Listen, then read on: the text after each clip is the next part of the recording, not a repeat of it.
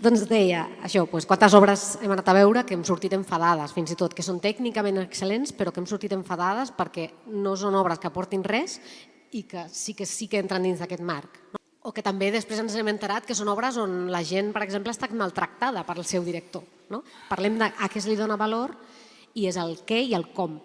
En aquesta redefinició jo crec que busquem nous valors aportats per altres persones que han estat menys en el focus,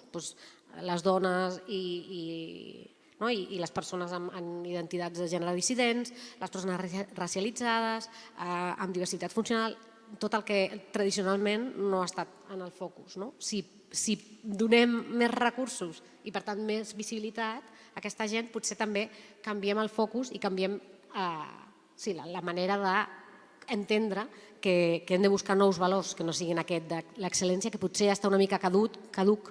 i que potser no interessa tant a dia d'avui.